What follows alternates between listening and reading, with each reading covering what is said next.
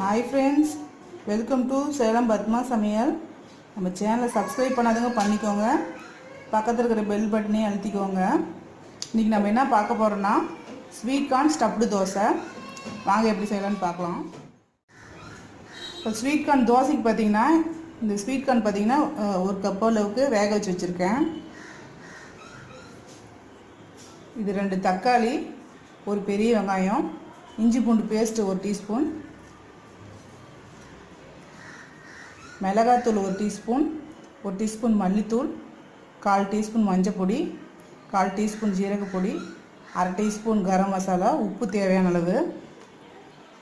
இது ஆப்ஷனல். உருளைக்கிழங்கு வேணுன்னா போட்டுக்கலாம், இல்லைன்னா விட்டுடலாம். கொஞ்சம் பைண்டிங்காக இது போகிறேன். நான் ஒரு 2 உருளைக்கிழங்கு மீடியம் சைஸ் வேக வச்சு வச்சுருக்கேன். அப்புறம் தோசை மாவு.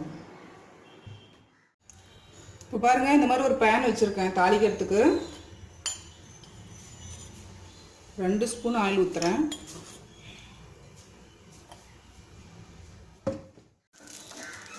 இப்போ ஆயில் ஹீட் ஆகிடுச்சு. நான் கடுகு போடுறேன், ஒரு 1/2 டீஸ்பூன் அளவுக்கு. கடுகு பொரியணும். வெங்காயம் போடுறேன்.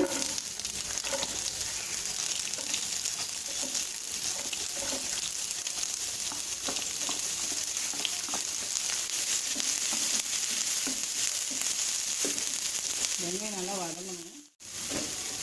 வெங்காயம் வதங்கிடுச்சு. இஞ்சி பூண்டு பேஸ்ட் போடுறேன்.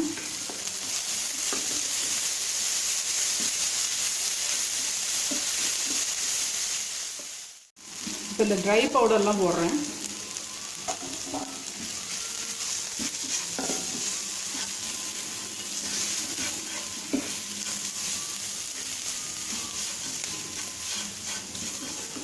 இப்போ தக்காளி போடுறேன்.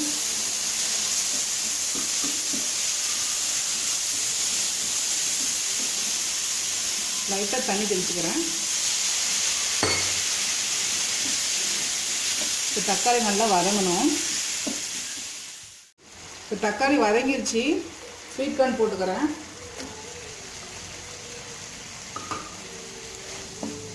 இது ஒரு 2 நிமிஷம் வதங்கணும். இப்போ இந்த உருளைக்கிழங்கு போட்டுக்கிறேன்.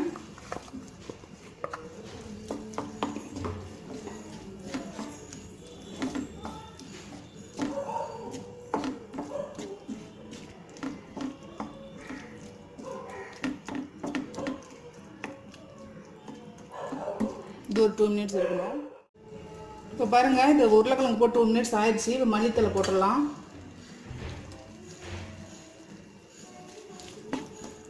நம்ம ஸ்டஃபிங் ரெடிங்க. இப்போ தோசை வாத்துக்கலாம். பாருங்கள், தோசைக்கல் வந்து சூடாயிடுச்சு. இப்போ நான் தோசை ஊற்றுறேன்.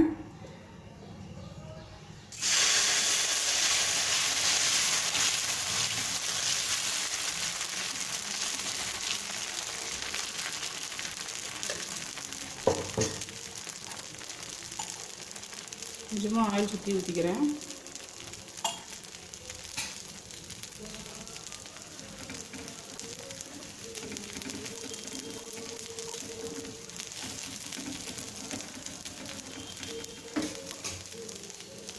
இப்போ ஸ்டஃபிங் வைக்கிறேன் நான்.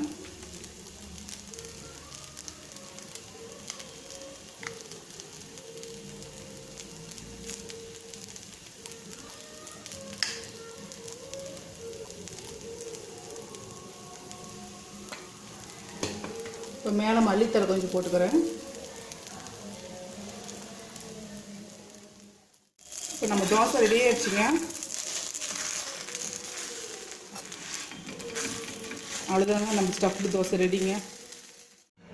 இப்போ பாருங்கள், நம்ம செஞ்ச ஸ்வீட் கார்ன் ஸ்டஃப்டு தோசை ரெடிங்க. இது கொஞ்சம் உடம்புக்கும் ஹெல்தி, நல்லா டேஸ்ட்டாகவும் இருக்கும். கிட்ஸ்லாம் ரொம்ப விரும்பி சாப்பிடுவாங்க. இந்த வீடியோ உங்களுக்கு பிடிச்சிருந்தா லைக் பண்ணுங்கள், ஷேர் பண்ணுங்கள், கமெண்ட் பண்ணுங்கள்.